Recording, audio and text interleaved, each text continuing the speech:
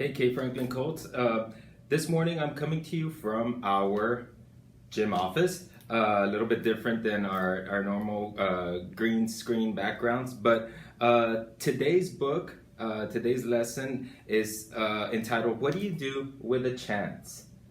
Now, chances happen. Chances are basically opportunities. And like we mentioned in the past, you want to be focused, you want to be present so that when these opportunities arise, you can take advantage of them. So in the back of the book, it says, what do chances become?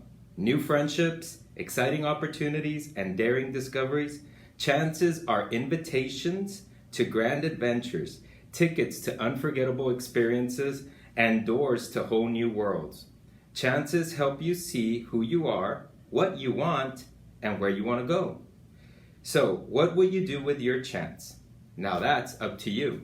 That's very important. Remember, being present is going to help you see those chances, see those opportunities, and what you do with them is up to you. So I'm going to read you this story about what do you do with a chance.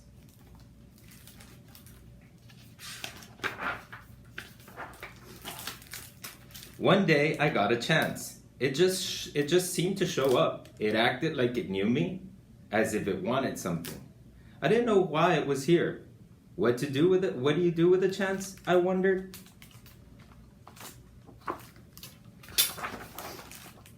It fluttered around me, it brushed up against me, it circled me as if it wanted me to grab it. I started to reach for it, but I was unsure and pulled back. And so it flew away. Okay? Risk taking is very important, boys and girls. It is important that you try to take some risks. Obviously, you do want to see and measure those risks, but risk taking will kind of help you take advantage of those opportunities. I thought about it a lot. I wished I had taken my chance. I realized I had wanted it, but I still didn't know if I had the courage. Courage has to do with with whether or not you're going to take that risk. When another chance came around, I wasn't so sure, but I decided to try. I went to reach for it, but I missed it and fell. I was embarrassed. I felt foolish. It seemed like everyone was looking at me. I decided I never wanted to feel this way again.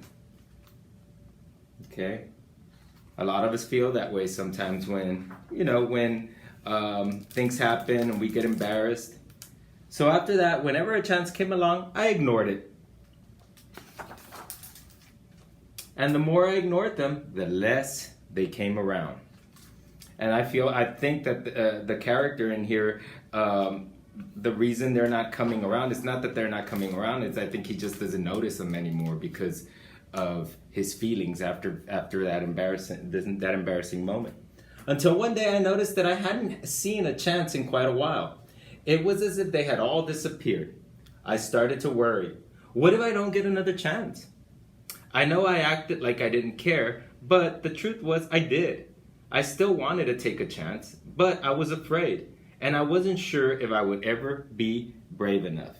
Okay? So I think the character here is starting to be mindful. Okay, it's very important to help yourself. Take time to think about your day, about things that you acted on, things that you didn't act on at school, and really reassess what type of actions you could take in the future. Then I thought, maybe I don't have to be brave all the time. Maybe I just need to be brave for a little while, at the right time. I realized it was up to me. That's what this character is doing. He's being very mindful about his situation here.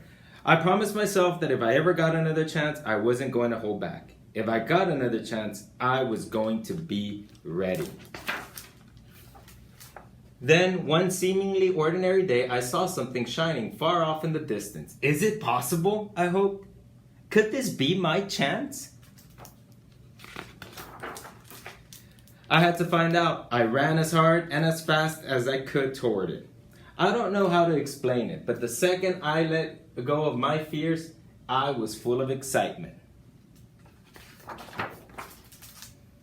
It wasn't that I was no longer afraid, but now my excitement was bigger than my fear. As I got closer, I could see that this was a really huge chance.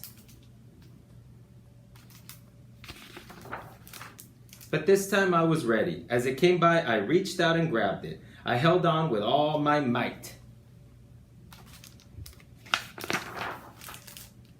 It felt so good to soar, to fly, to be free. I now see that when I hold back, I miss out. And I don't want to miss out. There's just so much I want to see and do and discover. So what do you do with a chance? You take it, because it just might be the start of something incredible. So this book always reminds me of one of the feelings I always had when I was in school was raising my hand to answer a question. I always felt that I had the correct answer, but I never wanted to take that risk. Then what I started noticing is that a lot of the times the answer that was in my head, somebody else would answer it. And I always thought, well, I knew that. How many of you all have ever sat back in class, thought about raising your hand, not raise your hand to answer something, and then somebody else answer it, and you go, "Oh, that's what I wanted to say," or "I had that answer." Yeah, it happens to a lot of us, and I know it happened to me definitely when I was younger, because I was afraid to take those risks. But I encourage you, boys and girls, take those risks. The worst thing that can happen is that somebody says no to you, or somebody says that answer is incorrect, or in relation to other things, it's you wanna find that opportunity, and you wanna take that chance, and you wanna kind of not miss out on what possibilities are out there. Okay, so remember, take those risks. Look for those opportunities, stay present, be mindful of a lot of your actions at the end of days, and try to see what you can do next time when the opportunity arises. All right, y'all have a good week, boys and girls.